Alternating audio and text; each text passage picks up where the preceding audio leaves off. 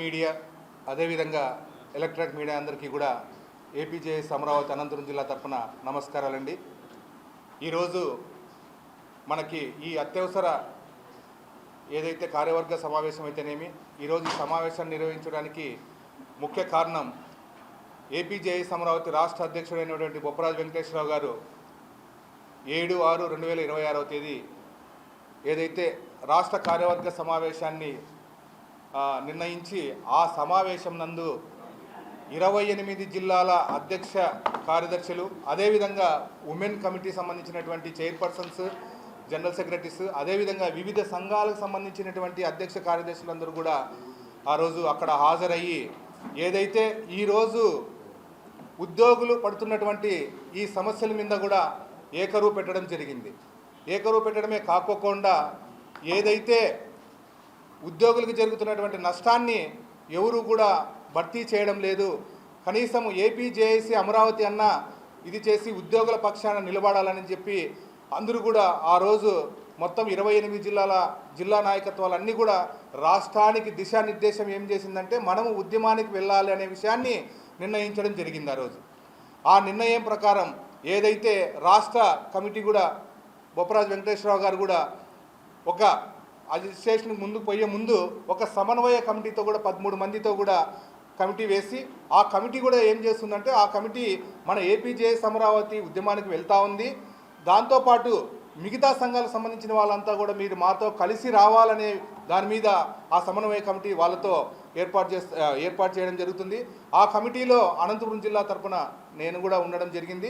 అదేవిధంగా ఇంకా మనము ఉద్యోగి ఎందుకంటే ఈ అజిటేషన్ ఇది చేయాలన్నప్పుడు కూడా సంస్థాగతంగా కూడా మనం కూడా బలంగా ఉండాలనే ఉద్దేశంతో ఇప్పుడు భవిష్యత్తు కార్యాచరణ దృష్టిలో ఉంచుకొని ఇప్పుడు ఏపీజేఎస్ అమరావతి కూడా అంతర్గతంగా ఇక్కడ కూడా సమన్వయం అన్ని సంఘాలతో వివిధ సంఘాలు ఎన్జిఓస్ కావచ్చు ఎవరైనా కావచ్చు అన్ని సంఘాలతో కూడా సమన్వయం చేసుకొని మేము చేసేటువంటి ఉద్యమానికి సహకరించాలని చెప్పేసి మేము కోరడం జరుగుతూ ఉంది.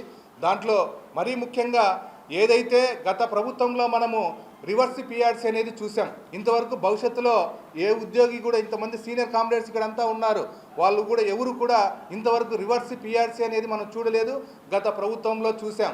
కానీ అది చూసిన తర్వాత ఆ రోజు ఉన్నటువంటి ప్రతిపక్ష నాయకుడు ఈరోజు ఏదైతే ప్రస్తుత సీఎం గారు ఉద్యోగులు పడుతున్నటువంటి కష్టాలు మేము వచ్చిన తర్వాత ఉద్యోగుల గౌరవాన్ని పెంచుతాము, మీకు ఎప్పటికప్పుడు డిఎల్ మంజూరు చేస్తాము, మేము వస్తేనే ఐఆర్ ఇస్తాము అని ఆ రోజు వాళ్ళ మేనిఫెస్టోలో కూడా పెట్టడం జరిగింది. అవుట్సోర్సింగ్ ఎంప్లాయీస్ అన్నీ కూడా చేస్తామని చెప్పేసి కూడా ఆ రోజు ఆయన ప్రతిపక్షంలో ఉన్నప్పుడు ఇవ్వడం జరిగింది.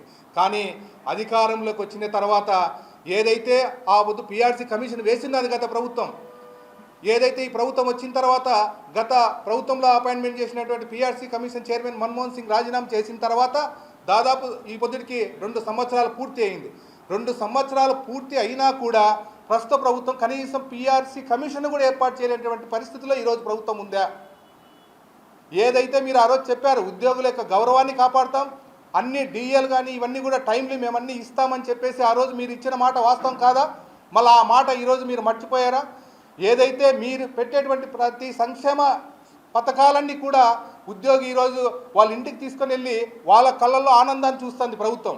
కానీ మేమైతే ఆ సర్వీస్ చేస్తూ ఉండి ఏదైతే జనాల్లో మన పబ్లిక్లో వాళ్ళకి ఆనందం కలిగిస్తున్నాం కానీ మా ఉద్యోగిగా ఆర్థికంగా కానీ మేమంతా కూడా బాధపడతా ఉన్నాం. అంటే మేము బాధపడితే రాష్ట్ర ప్రభుత్వానికి సంతోషమేనా? వాస్తవంగా రాష్ట్ర ప్రభుత్వానికి ప్రభుత్వ ఉద్యోగులు అంటే ఒక బలం అది.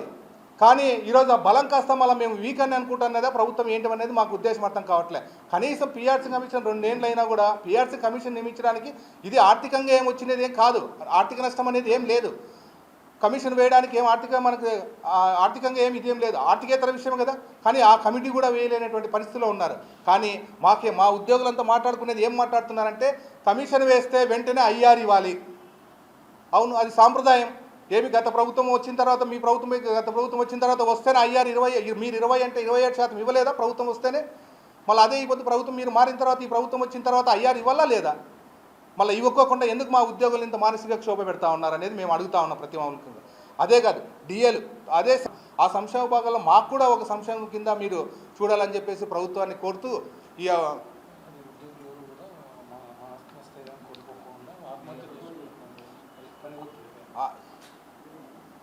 అది కోరుతూ ఇది తర్వాత ఇందాక పని వర్క్ ఇది అన్నారు. పని వర్క్ అనేది మొన్న కూడా మీరు అందరూ కూడా చూసినారు. కర్నూలులో ఒక విఆర్ఓ ఇదైంది. కానీ ఇది రాష్ట్ర కమిటీ కూడా దాన్ని ఖండించింది. జిల్లా కమిటీ పరంగా కూడా మేము ఒకటే చెప్తున్నాం ఉద్యోగస్తులందరికీ కూడా, ఏదైతే ఇక్కడ ఒక ఆర్థికంగా నష్టపోతున్నాడు, అదేవిధంగా పని ఒత్తిడి కూడా ఎక్కువైపోయి మల్టిపుల్ ఆప్షన్స్ ఓవర్ఫ్లో అంటాం చూడండి. అది ఇప్పుడు ఉదాహరణకి ఒక విఆర్ఓ పరిస్థితితో లేకుంటే సర్వేయర్ పరిస్థితితో చూస్తే ఒక పక్క సెన్సెస్ చేయమంటారు, ఒక పక్క ఎస్ఐఆర్ సర్చ్ చేయమంటారు ఎలక్షన్ది, ఇంకొక పక్క వచ్చేసి సెక్షన్ 20TA డాటెడ్ ల్యాండ్ అంటారు, తర్వాత ప్రోటోకాల్ అంటాడు. ప్రోటోకాల్కి సంబంధించిందంటే ₹1 కూడా ప్రోటోకాల్ ఇవ్వట్లేదు. ప్రోటోకాల్కి డబ్బులు ఇవ్వకపోతే మేము ఎక్కడి నుంచి తీసుకొచ్చి ప్రోటోకాల్ పెట్టాలి. కాబట్టి ఇవన్నీ కూడా సమస్యలు ఎక్కువైపోయి భారం అయిపోయి ఆత్మహత్యలు చేసుకునేటువంటి పరిస్థితికి వస్తున్నారు. దయచేసి ఉద్యోగులకు అందరికీ మేము ఒకటే కోరుతున్నాం, మీకు అలాంటిది ఏమైనా ఉందంటే మీరు ఆత్మస్థైర్యం కోల్పోవద్దండి. మీకు అలాగే ఏమంటే ఆర్గనైజేషన్ దృష్టికి తీసుకురండి, అసోసియేషన్ దృష్టికి తీసుకురండి. మేము కూడా ఏదైతే జిల్లా ఆఫీసర్స్కి వీళ్ళకి కూడా తీసుకెళ్తాం, రాష్ట్ర నాయకత్వం దృష్టికి కూడా తీసుకెళ్తాం. కానీ ఆత్మహత్యలు మాత్రం ఎట్టి పరిస్థితుల్లో చేసుకోవద్దని చెప్పేసి ఏపీజేఎస్ అమరావతి కోరుతా ఉంది. మీకు ఎప్పటికీ కూడా ఏ సమస్య వచ్చినా కూడా మీకు ఏపీజేఎస్ అమరావతి అండగా ఉంటుందని చెప్పేసి మీ అందరికీ తెలియజేసుకుంటాం. ఈరోజు మేము ఏర్పాటు చేసినటువంటి ఈ ప్రెస్ మీట్కి మీరందరూ వచ్చి హాజరై మా యొక్క విన్నపాలు విజ్ఞాపనలు మేము చేస్తున్నటువంటి ఈ యొక్క పోరాటాలన్నిటి గురించి మేమేమైతే కార్యాచరణ చేపట్టబోతున్నామో దాని గురించి ఈరోజు అందరికీ ప్రకటించాలి అనేసి ఈ ప్రెస్ మీట్ ఏర్పాటు చేయడం అయిందండి. జూన్ 7వ తారీఖు మాకు రాష్ట్ర సంఘము మమ్మల్ని పిలిపించి ఇక్కడ ఏపీజేఏసీ బొప్పరాజు గారు చేశారండి. అక్కడ ఒక మీటింగ్ ఏర్పాటు చేసి ఏ విధంగా భవిష్యత్ కార్యాచరణ ఉండబోతా ఉంది, మనకు ప్రభుత్వం నుంచి రావాల్సినటువంటి బకాయిల్ని మనం ఏ విధంగా పోరాటం చేసి సాధించుకోవాల్సి ఉంది అని ఆయన మాకు దిశానిర్దేశం చేసి ఉన్నారండి. అందులో మేము కొన్ని తీర్మానాలు చేసుకొని ఉన్నాము. ఎస్పెషల్లీ పిఆర్సీ కమిషన్ని వెంటనే నియమించాలి, ఐఆర్ని తక్షణమే ప్రకటించాలి, డిఏ పిఆర్సీ సరెండర్ లీవ్లు తదితర బకాయిలు పెండింగ్ డిఏలను వెంటనే చెల్లించాలని, కాంట్రాక్టు అవుట్సోర్సింగ్ ఉద్యోగుల సమస్యలను వెంటనే పరిష్కరించాలని, రిటైర్డ్ ఉద్యోగులకు గత ప్రభుత్వం తగ్గించిన అడిషనల్ క్వాంటమ్ పెన్షన్ని పునరుద్ధరించాలి అని, ప్లస్ కేంద్ర ప్రభుత్వం మహిళా ఉద్యోగులకు ఇస్తున్న 2 సంవత్సరాల చైల్డ్ కేర్ లీవ్ని రాష్ట్ర ప్రభుత్వ మహిళా ఉద్యోగులకు కూడా అమలు చేయాలని అడిగి ఉన్నామండి. ఉద్యోగులందరికీ రావాల్సినటువంటి బకాయిలని మా యొక్క పే స్లిప్పుల వెనకల మీరు ప్రకటించాలి, ముద్రించి మాకు ఇవ్వాలి, మాకు తెలియజేయాలి అని మేము చెప్పి ఉన్నామండి. ఇప్పుడు పొదుపు చర్యలలో భాగంగా ఉద్యోగ దినాలను కూడా 5 రోజుల పని దినాలుగా పెట్టాలి అనేసి మేము అడిగామండి. సరెండర్ లీవులు ఎప్పటికప్పుడు చెల్లించాలి, ఇందులో ఎటువంటి బకాయిల్ని పెట్టడానికి తావు లేదు, ఎందుకంటే అదే ఒక స్పెషల్ ప్రొవిజన్ కాబట్టి దాన్ని మీరు చేయాల్సి ఉంది మా కోసమని మేము అడిగి ఉన్నామండి. కొత్త జిల్లాల ఫార్మేషన్ అయిన తర్వాత ఉద్యోగుల యొక్క డిస్ట్రిబ్యూషన్ అయిన తర్వాత పని భారం పెరిగిపోయిందండి. కొత్తగా నియామకాలు ఏమీ లేవు. ఒక ఉద్యోగే 4-5 సీట్లు చేయాల్సిన పరిస్థితి వస్తూ ఉంది.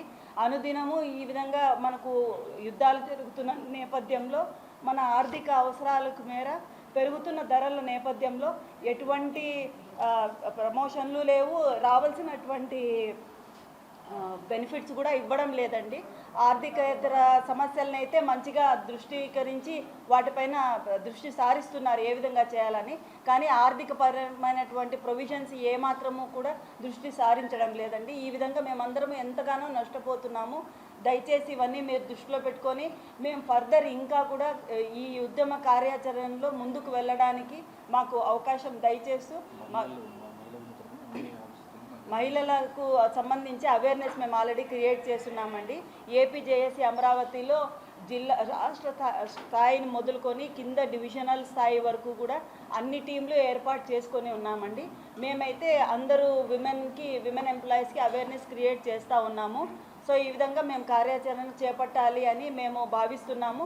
కాబట్టి అన్ని సంఘాలని కలుపుకొని వెళ్ళి సమన్వయ కమిటీలను ఏర్పాటు చేసుకొని ఈ విధంగా ఉద్యమానికి ముందు వెళ్ళాలి అని మేము అనుకుంటున్నామండి. Thank you very much.